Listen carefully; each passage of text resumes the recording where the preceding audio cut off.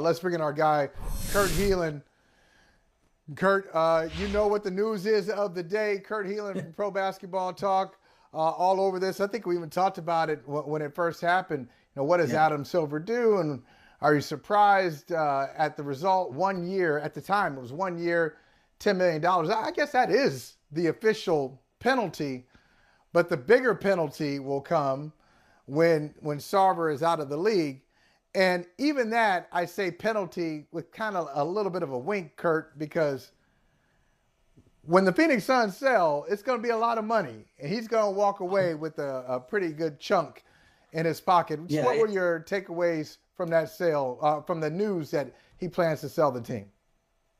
First off, you hit that nail right there on the head. It's the same thing that happened with Donald Sterling. Oh, the poor guy. He bought that team in 2004 for a then record $401 million. It's over $2 billion now. It will go for over $2 billion. He's going to Scrooge McDuck into a pile of gold when this thing is over. It's not that stiff a punishment in that sense. And I loved that. I heard you guys talking that you were not letting him get away with the victim thing, which was what kind of grated on me when I first read that. You've read the report. There are actions in there that would make the characters in Mad Men go, no, don't do that. Not even in our area. You cannot. There's just horrible stuff in there that was completely unacceptable up through 2021. This wasn't. Yeah, some of it was in the past. Some of it was really recent. I was put off by it. I think, by the way, Jim also kind of nailed it with Adam Silver got a little lucky. Adam Silver did what we have watched Roger Goodell do, and I don't really want to defend Roger Goodell today, but he stood there and taken the bullets for owners at points, right? He has stood up there because that's part of the job of being a commissioner, man. You stand up there and you take that hit. I think he took that hit, but I think in his dreams he was hoping for something like this. He was hopeful that this would come, but I don't think he thought that. I think most of the people around the league and most of the people I talked to were, man, if we push any harder, he's going to fight. He's going to push back. He's going to want the thing that scares every owner the most, which is discovery. We'll sue and we'll go into discovery and we'll start looking in your glass houses. So I think Adam Silver's got to be pretty happy with this outcome. Kurt, do you think, or have you heard anything about how other owners reacted to the initial discipline of Sarver? I think, look, Adam Silver would have gone farther originally if he thought he had. I mean, it still takes 2/3. You needed 23 owners of the 29 remaining to be with him. I don't think he had that kind of support to go harder, or he would have. It would have been, if not a lifetime ban, multiple years or something else. That's as far as he thought he could go. I think more, look, and you mentioned this earlier, and I think it's probably true with now the Commanders, I was going to call them the Redskins, with every owner that's in these kind of situations. The other owners, once the money gets involved, suddenly their ears perk up, right? Once it's about dollars and cents, like you said, PayPal pulled out. I can tell you for sure, there was concern in Phoenix. There was a lot of work being done to make other sponsors comfortable, to make sure that they weren't going to start bolting, that there wasn't going to be some exodus.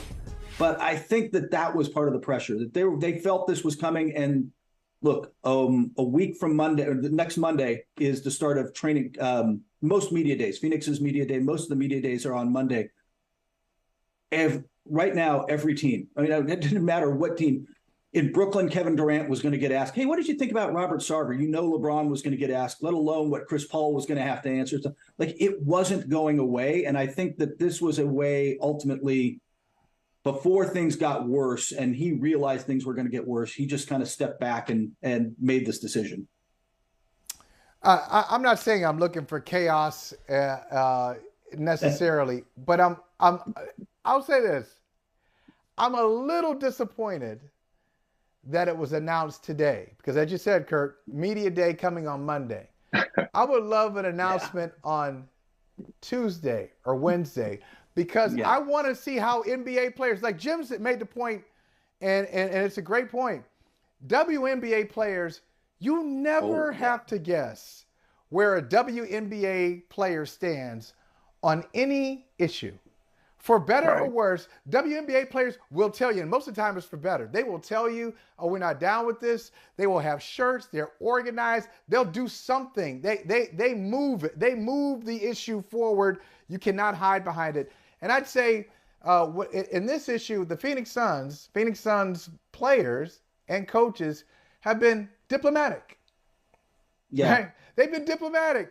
They haven't called them out. They haven't said, hey, we're going to focus on basketball. That was the response last year. I'm going to focus on basketball. All we can do is make sure we're professional. But no, not now. How about on media day? Yeah. When he hasn't announced anything and you know what the penalty is, I would love to hear those guys talk about it and really talk about it and not dance, and not be politicians. That would have been fun to see. I think by the way, don't you think we'll get a little of that now that it's relatively safe to slam the boss? Like, it'll be easier for some guys to come through and go, oh yeah, I would have come out and hammered him on. Yeah. But there would have still been some. I think, by the way, your point about the WNBA, I don't think it's an accident when this report was released by the league. Weeks before training camp opened in the absolute deadest part of the NBA season, when we're all focused on how the heck the Dolphins are actually winning games. Like, well, that's going on. The WNBA was in the finals, but that was, that was going out, right? That was kind of fading. There was a hope that this would blow over, that he'd be able to quietly go away for a year and come back. And that wasn't happening. And it was building. Draymond Green came out yesterday to keep the story alive. As long as people were keeping it alive, it was going to be a problem.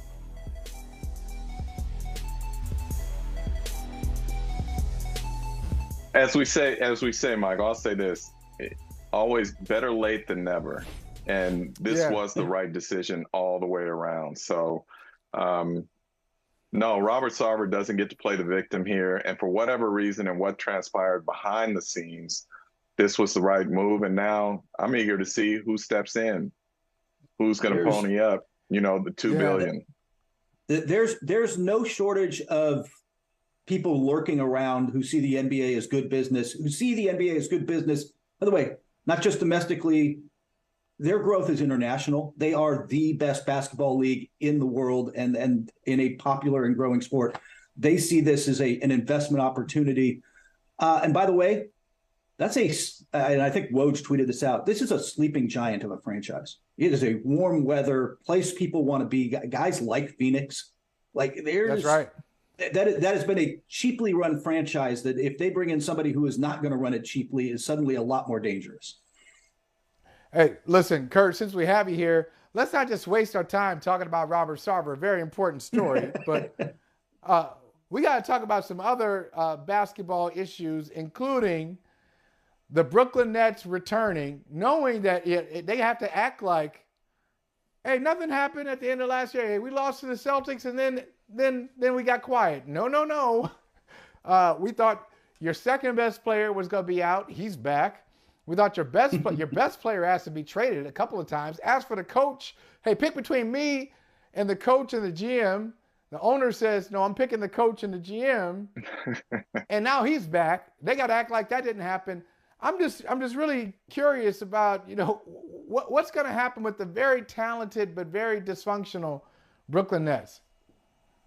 I kind of wish I was at their media day. I'm going to Laker media day instead out here, which will have its own spin. But I got a feeling going to that Nets media day is going to be like those tilt-a-whirl spinny things at the carnival that just whip you around and you're glued to the side. There is so much spin going out of that thing.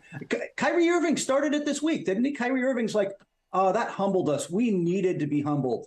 There's going to be so much of that. Just everybody's on the same page. We're all good. I'm sure Ben Simmons hasn't played in a year. Sure, they're just going to wash over all this and say, oh, we're fine. It's all good. And boy, there are just so many questions. I just don't know if they're really going to be able to pull the chemistry together. On paper, sure, this is an absolute contender. But I've got questions about whether they can bring this thing together and also whether Is Steve Nash the coach that can get them there, Michael? Yeah. Let me ask this question of you, Kurt. When I look at the Nets, here's why I think potentially it could work this year. Kyrie did get humbled this offseason, where he found there were no takers for him at this point. So he's basically playing on a 1-year deal to approve it deal to hopefully get a big multi-year deal after this season. And Durant, if he wants out, one of the best ways for him is to go out, ball out, this team does well, and then maybe he feels he has some leverage over Steve Nash and the GM. So I'm one of those who are like, I'm not so sure there's going to be total dysfunction with this franchise this year. Am I wrong to think that way? Woo! No, but only because my concern is just this. There are so many questions. You can't possibly answer them all right, correct? But the talent's unquestionable, right? Like when Kevin Durant has played and stayed healthy, he has played, look, Tokyo Olympics right here on Peacock. He looked like the best player walking the face of the earth then. And I would argue Giannis has taken that crown from him since, but he's capable of being that good. Kyrie Irving is still a phenomenal scorer, best handles maybe ever in the league, certainly up there. And there's good role players around them. We'll see what Ben Simmons is, but if he accepts a role, a Draymond-esque role, Joe Harris, Seth Curry, I like Nick Claxton as a center. I think they're a little small. I've got questions about their defense, but they are capable of being an absolute title contender. It's just, when you got that many questions. There's a lot to account for. Now, listen, Jim, Kurt, this is really an important point. Jim, Kurt said he's going to Lakers Media Day in Los Angeles. And forget about all the X's and O's and all the basketball stuff. There's something really important you got to address, and we are experts on it. LeBron James apparently has gone bald. Yes. Okay, LeBron James is bald. And I know, fellas, we all have our individual stories. I know it was a psychological journey for me. I probably was bald 5 years before I decided that I was bald. I play these little games. Play these little games with yourself. Oh, I got a little something right there. Hair, it's not that bad. Or if you bald up top, you got a good barber who can kind of shade the coverage to the left, shade it to the right. And I even did this. And fellas, look, if I'm not talking about you, if I'm not talking about you out there, don't worry, don't be offended. I'm just talking about my experience. There's this little thing, and I can tell when people are doing it. To really strengthen the hairline and strengthen the weak areas, they put in a little something, a little dye or a little something in there. So they dye it and they kind of manufacture a hairline. And I know I did that. The last time I did it, fellas, I was itching. It was itching. I was starting to get bumps. I was freaking out. I was like, look, I'm bald. I'm done. So Kurt, tell LeBron, it's okay, bruh. Welcome. Welcome to the brotherhood. I'll see what I can do. But it's not like he's doing what I did this morning and shaving it, with his Gillette in the sink. He's got a barber in his house every morning with the hot towels and the whole bit. He's gonna be doing it right. So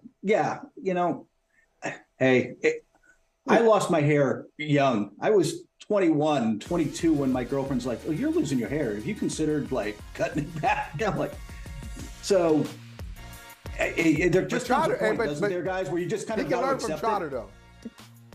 He can learn from Trotter. No, Trotter got a really smooth ball. Well, look, it's nothing that I've done, but I'll say this. We all have our stories, right? So I was kind of cowardly the way I went about shaving it. So the wife takes the young kids off to visit with the in-laws.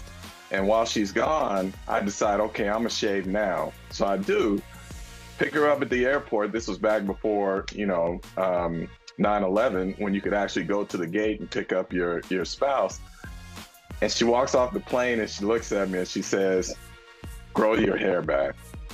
And I looked at her and I said, If I could, I would, but I can't. That's right. So that's right. You know, and so I love it. I got the blessing from there going through. You know. Oh, I love that. If I could, I would. Hey, there you go. Trotter, you speak for all of us. If I could, like these folks saying, hey, Holly, bring back the dreads. Please. I wish I could. That ain't happening. That day is dead. You're looking good, if Brian. If I could, I would. Thank you, Kurt. Take care, Thanks, guys. Kurt.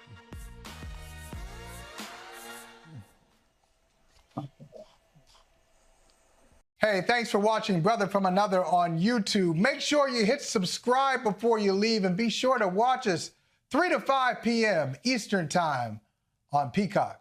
Appreciate you.